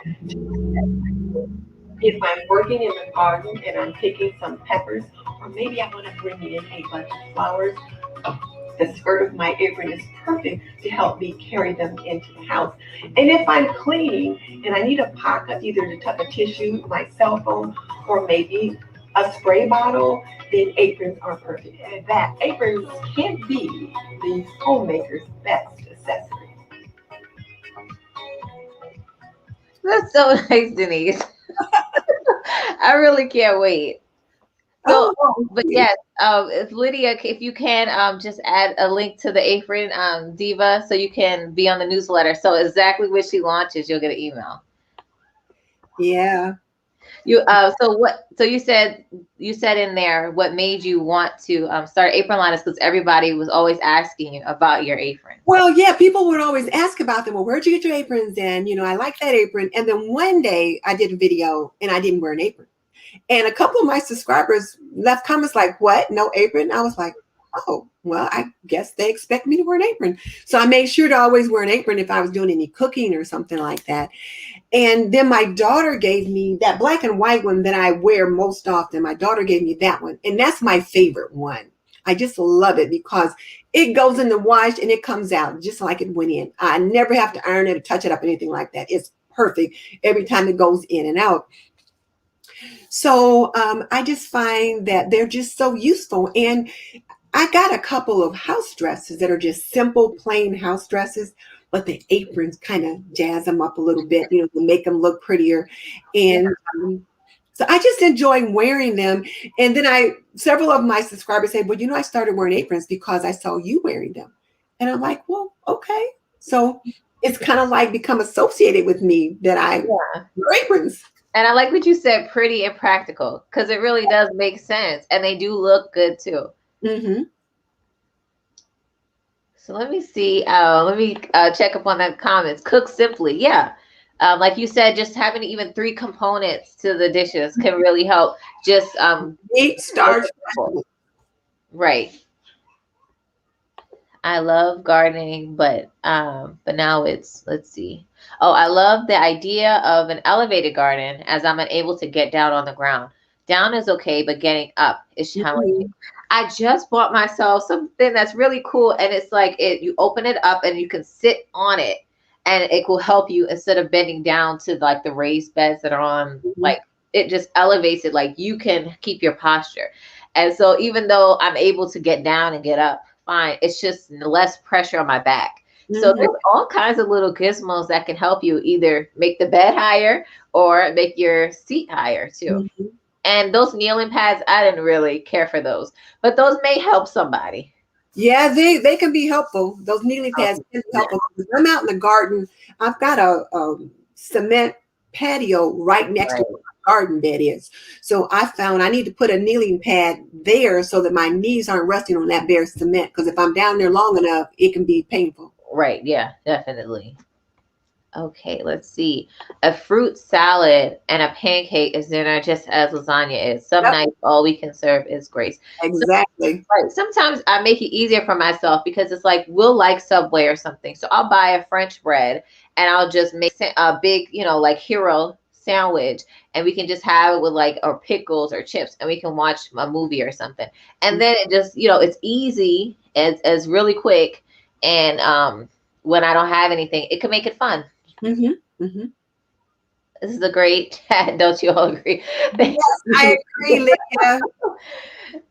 Michelle says roasted veggies are the easiest. Cut up with peels on, olive oil, and seasoning done. Yeah. Very. Put that in, like you said, those one pan meals. Put them all together. Right. And you can tell if I have time or not, because usually I will peel, but if I don't have time, the peels are on. My potatoes. A Ninja Foodie is larger than the Instant Pot. Oh, that's what it is that you were saying. She said hers is better. That the Foodie. Oh, and you know what? Something else that my husband asked me about today is the Ninja Foodie Grill. It's a I don't think grill, I've ever heard of that. Oh. indoor grill, a Ninja Foodie Grill. Oh, okay. Now, Mickey Blue Skies, if I'm saying that wrong, put it in the chat. But I think it's the Ninja Foodie Grill. And I bought my husband one for Christmas, an extra large Ninja Foodie Grill. Mm. Well, the person that we ordered it from, I won't give them bad press because once they refunded me my money, I told them I wouldn't do that. Mm-hmm. But my husband was using that thing almost every other day because he likes to fry fish, but it had like a little air fryer in it. So he could, like, 2 or 3 times a week, he would use it to cook his fish rather than to fry it. He would use that. It was just nice. Just nice. It was pricey, but it was nice. And so I told him I would order it again today, but I'm going to order it from somebody different. But he's like, when you get my grill back again? But it's an indoor grill. We would put steaks on it, grill steaks. They came out beautifully. So Well, Foreman has something similar. I have something like that where you can use it indoor and out. But yeah, it's a little bigger than the standard. mhm, But I also like griddles, so I can make extra. Like if I make extra pancakes and you can freeze them, or waffles, you can do mhm. it that way. I like griddles. And then I have this cast iron one that's like really wide and it has compartments, and you can cook something in this one, cook something in that one. I got it from Aldi, and that's something that's really cool too. So those things really help. They do. I'm finding though that I don't have as much space to put so Oh, keep all those hot things. pans and those kinds of things. Yeah. So I'm trying to trim down, but a griddle is nice. We've got a griddle, and so when the grandkids are here and we're making pancakes, and my husband always makes pancakes when the grandkids are here. So then it'll be like you can cook 6 at once. Right. Or my sister, not this one, but another sister gave me a waffle iron, the kind that you go to the hotels and you pour the batter on it and you flip it over and you got a waffle in a Oh. couple minutes. She got me one of those. And so those are nice. So little appliances like that are helpful. And, Yeah. and they can be fun in the kitchen, because you can work with your kids playing, doing those kinds of things.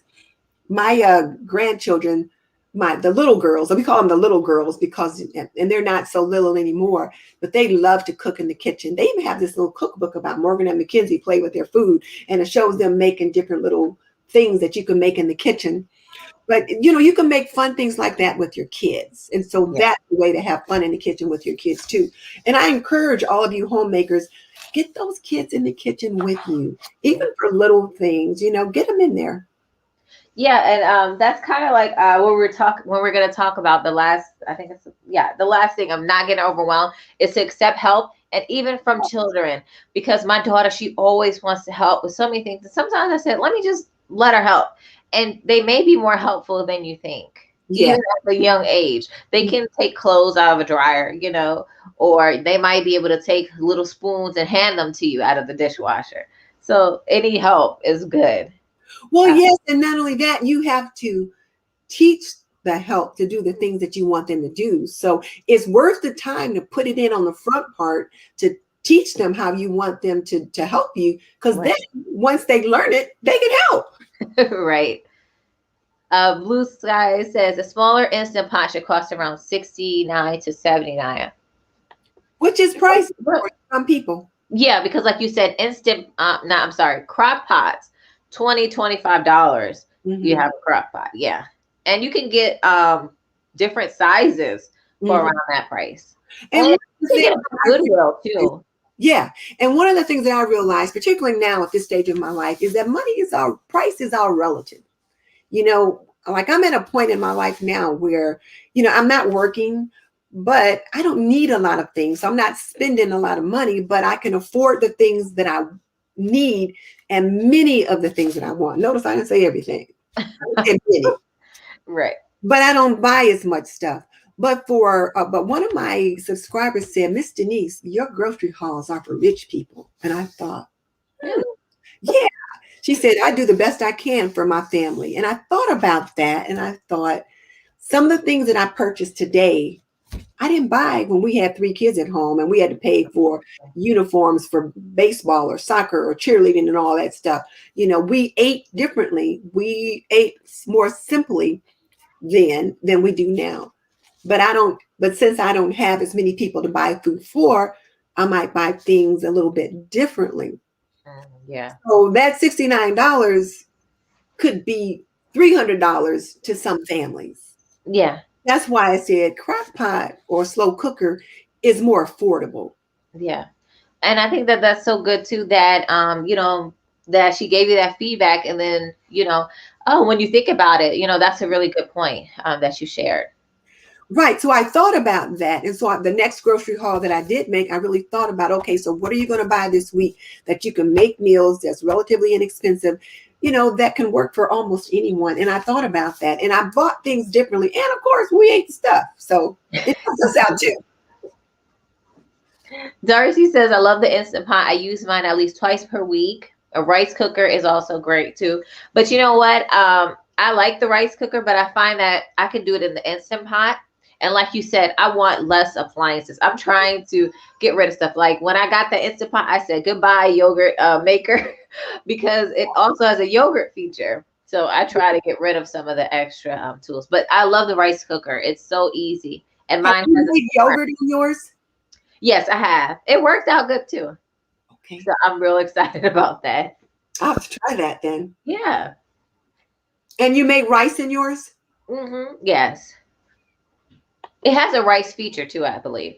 I haven't used that yet. Oh, okay. Watch Old World Home. She always cooks simply. Yeah. Okay. Well, I try to just buy ingredients and just, if I have to be able to use it in a variety of ways. I won't just buy something for one use. Mm-hmm. I like that meals you can cook without a cookbook. Mm-hmm. I usually double the serving size when I use my slow cooker for leftovers. Really good idea. Sorry. Fresh chicken breast cut up into strips, cover with mayo, then dip in seasoned breadcrumbs or panko crumbs and bake. Dip in sauce, mix mayo with fresh squeezed lemon juice. Delicious. Yeah. And that's easy. And that's a way to get your chicken nuggets at home too, and they're healthy and you know what's in them. Right. Yeah. And it even has the sauce. She makes the sauce too. The dipping sauce. Right. I love my Instant Pot and the air fryer. That's one thing that I just think about sometimes. I love some of these appliances and I think about how did they do it without these things, without the instant, cooking. Cooked all day. When we first, my youngest son, grew up where we got a microwave probably when he was maybe 6 or 7. So as far as he knows, there's always been a microwave. Wow. Yeah. So one day he was here and the microwave was broken. And so he needed to heat up some food. He was like, well, how do you heat up food without a microwave? I had to teach him. Right. But it's like you put water in a pan, you turn the heat down real low, you put the lid on it. It was like he had no clue how to heat up food without a microwave. Right. Always been one in his life that he can, Right. So go back old school. Yeah, and it's like if they could do it without the modern appliances, without the dishwasher helping them, or like the microwave and all these things, if they could do it, you can do it. We all have the same 24 hours, so that helps motivate me. Yeah. I love my rice cooker. I don't use my foodie near enough because it's so big and I don't have a lot of counter space. Yeah. Mm-hmm. They're huge. Those foodies are huge. The foodie grills. I have where we keep it when we get it is where I keep my kitchen vignette. So I'm going to have to move my kitchen vignette to the table because that grill takes up that spot. Evelyn said, my mother said, don't ask what's for dinner. You're going to eat whatever I cook. I don't like being asked what I'm making either because I don't want an opinion. That's what I'm cooking. So yeah. Let's see. She says, do you have a pot pie recipe? I have a video where I made pot pie. I used to make videos where I would take a whole chicken and show like 4 different meals. And so I did it, but I just mostly, I don't measure usually. I just kind of look at it. So sometimes it's hard to give recipes. but I do have that video. I can go back and link it in the description. You should link it in the description. And then the other thing you should do is retool that video. Go back and now this isn't our strategy session, but go back, pull that video, and then do a voiceover and like figure out about how much you used when you did that video and Mhm. put up, recipe cards, like, half a teaspoon of this, just like you're popping in these little banners, pop in little cards that tells what you're doing and do a voiceover and put that up again. Just make it You pertinent. have to tell me how to do that because I didn't think you could do that anymore. Could do what? Add in cart like little notes on the You're video. creating a new video. Oh, a new video. You're going to Oh, take that okay. video and you're going to either download it or you're going to pull the raw clips from wherever you had it before. And you're going to just create a new video. And if you Oh, have okay. that footage and you pull it from YouTube, you're going to download it. You're going to separate out any kind of voiceover that you have. You're going to take the voice out. And then you're just going to use the clips and you're going to add in new voiceover with a Oh, new intro, a new outro. And then in between, you're going to talk about whatever it is you're doing. You'll just come on the screen off and on. But for the most part, you're going to say, and right here, I'm going to add 1/2 cup of whatever. And right. then 2 teaspoons of whatever. Yeah. Jenny says a clean kitchen before cooking makes it super easy to prepare meals. I always need to start with clean and clear counters. Yeah. Yes. And not only that, but a clean kitchen just makes you feel so much better. Like I did one video where I had a messy kitchen. And I remember it was a night I had gone to bed early because I didn't feel well. And I came downstairs that morning and I was just like, you just kind of look. And it wasn't super bad, but it was like, not my kitchen. You know what I mean? Right. Yeah, and I think it's so, and that's another thing about not getting overwhelmed. We keep answering it before it gets there, but to do always like once my kids eat, clean, the table, the bench where they sit, and everything, so that they can come and eat again. If you just keep cleaning little as you go, it's much more easier to, they say eat an elephant, you eat it one bite at a time. At a time. And that's it. You clean as you go in the kitchen. You have a pan of dishwater in the sink, so Mhm. that as you do different things, you put the things you've used down in that dishwater, wash them out, and put them up quick, put them away, and move on to whatever the next thing you're doing. So you don't have a whole mess in the kitchen once you're done. It's Right. just hard to clean up when everything is at sixes and sevens. It's better if it's just a little bit, but when it's totally out of control, it just takes longer to clean up. So I try to clean as I go. Yeah. Nikki Blue Sky says I have a wreath hook on my door. We must have missed something. Yeah. I'm not sure. Oh, bye, Princess Lilia. Thank you for joining. Chef Man makes one too. That might have been when you were talking about the foodie, the big grill. She Mm-hmm. said Chef Man makes one too. Oh, Plus, I clean as I go. Yeah. Okay. Oh, hey, Renee. Thank you for joining. You see so many people in the garden community. Yeah, mm-hmm. so we'll definitely have to talk about it. And remind me if you remember to talk about it one more time. What's helpful about having kids help with cooking or chores is keeping them busy while you cook, so they don't get into it while you are in the kitchen. Yeah. Mm-hmm. Pressure cooker is a game changer in my kitchen. Oh, Cuisinart. Cuisinart. Okay. Little ones could even pretend cook while you're cooking. Give them a bowl of water and a whisk and let them have at it. That's a good one. I never thought of that. Hey, Indiana Backyard Gardener. Thank you for joining. Sure. Roasting pans and a Dutch oven. Yeah. Having something that you can put it, on the stove and then put it inside the oven is a good thing.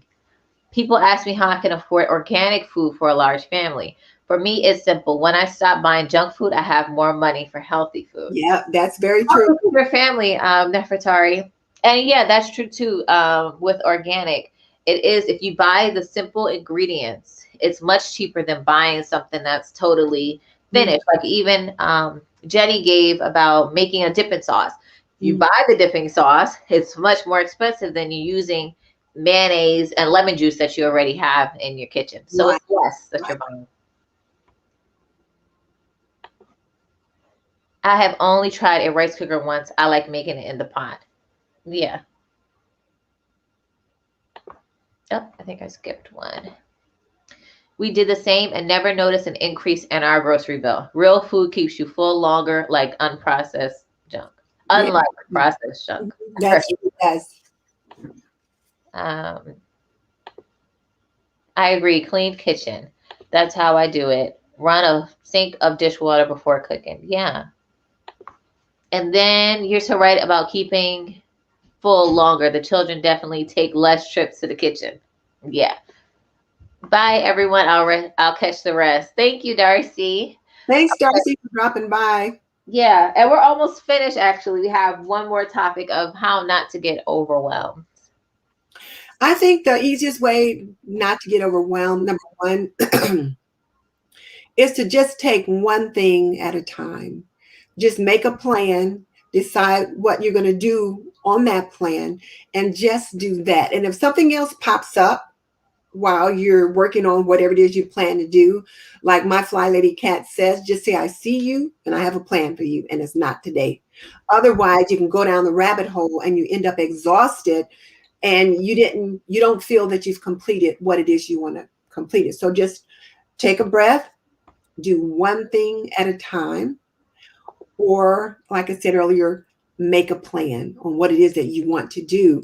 So for example, you said you like to make a list, so make that list and then mark things off as you go. That shows progress and accomplishment. Um, and then don't feel like you have to accomplish everything.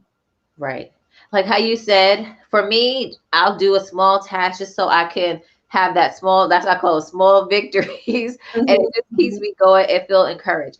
And how we talked about also letting other people help you. Because sometimes maybe our husbands will say, do you want me to do mhm. X, Y, Z? And a lot of times we just say no or whatever. But sometimes take the help, from your family members, your loved ones, even your children. Like I said, if they want to help with something, can I do X, Y, Z?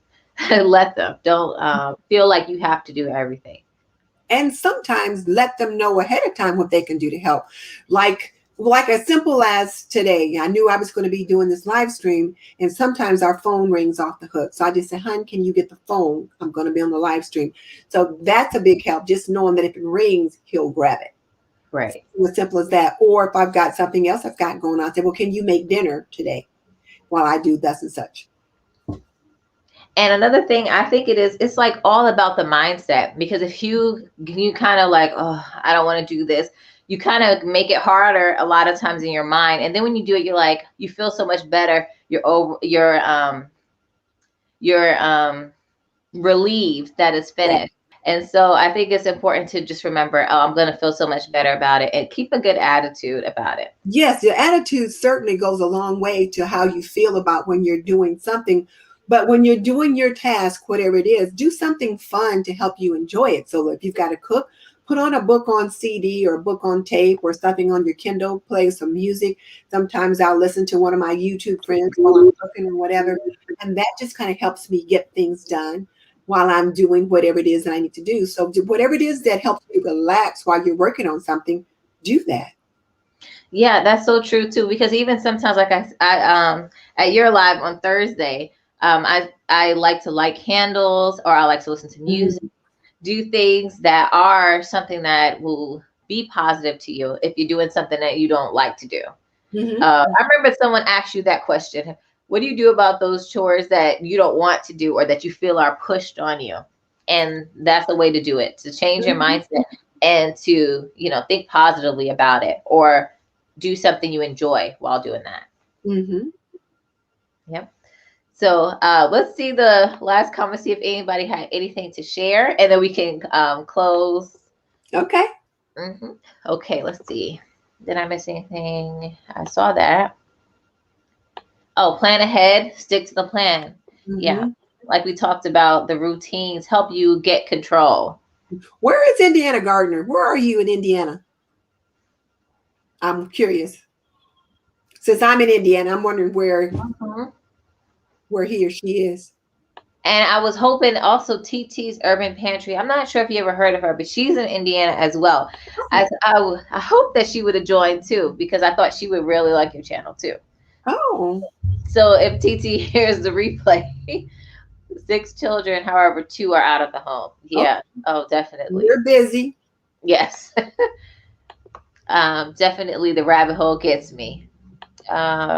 It's hard then if it's not done right or the way I like it. Now that's one way to not to be overwhelmed. You've got to let that go. That the one thing that I try to make my young homemakers know: when you turn a task over to someone else, let them do it. Now it's one thing if it's just crazy, but they're not going to do it exactly the way you do it. So my husband will say, "Well, hon, I can fold this laundry and I'll put it away," and I let him put it away. I know it's not going to be the way I would want it put away, but he's putting away his own clothes and he can find them. So it's like, okay, I'll let him do that because then that gives me time to do something else. And I don't nag about it. And that was a learning lesson. It wasn't something I always did, but I came to realize, okay, he's taking care of that task. Let me just let him do it. Because if you nag about what they do or you complain about it, they'll stop doing it. Mm-hmm. Even my daughter, she wanted to help me fold and stuff. So she put like, she was doing socks. She put one sock inside the sock. And I said, okay, well, I could redo all the socks, but I can see what sock it is. So I'm just going to leave it just like you said. Were they matched? Yeah, they were matching. Hey. Right. So just leave it. Just go ahead with it. Uh-oh. Where's that at? Huh? He's in the bathroom. Oh, he's in the bathroom? Go back in there. Sorry. Don't do it over and over. Oh my goodness. My husband's in the bathroom and so the kids are out. Thank you. I'd like to see her, what she looked like. Where is that baby now? Yeah. Y'all go back to the room. Thank you, please. Oh, you don't want to show her? Huh? You don't want to show her? Oh no, I usually don't like to put them on camera. Where was I at? I'm sorry. We were talking about backyard gardener end up doing it over, and I was saying don't do it over, leave it the way it is. Right. Like when my husband puts away dishes, I always find something that's not where it's supposed to go, and I just put it where it's supposed to be. Right. Oh, and so she said some good worship music is good too, but she answered your question. She said Porter County. Oh, Northwest Indiana, Porter County. Where is Porter County? I'm going to have to look to see where that is. Porter County. Back up. Because I'm in Allen County.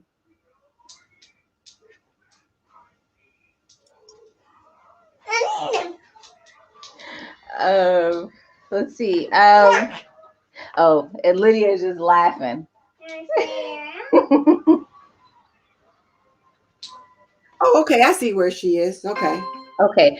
So if anybody has any questions or anything that you want to say before we go. Oh, I just really appreciate you having me on today. It was a lot of fun. And it was kind of nice to be on live and not have to manage anything. This was a lot of fun. And I appreciate your letting me chat and letting me show the video on Apron Diva. And hopefully everybody that's on will, jump on and join my container garden collab with you in the gardening community or in the homemaking community. Back up. Yeah, there she goes. You want to say hi to Denise? Say hi, Denise. Hi. How are you? Oh, okay. Well, thank you so much for coming over and for talking and sharing the things that you've learned. I think it's so helpful. I think so many people will be able to learn from you and your channel. So I'm so glad that you came over. I'm so unprofessional of me. Sorry. Real life, real family. You're at home. At least you're not doing a live news broadcast. Nope. Let's not move the camera now. Okay. Well, before I go, I just want to mention that I do have her channel in the description and Apron Diva, which is going to launch on Monday. So do check that out. And also I'll put information about your container garden challenge. So everybody that is a gardener, do come and join in on her challenge as well. Did I miss anything? Nope, you got it all. Well, thank you, everybody, and have a good rest of your afternoon. And Bye. take care and be safe. Thank you. Bye. Yes, bye.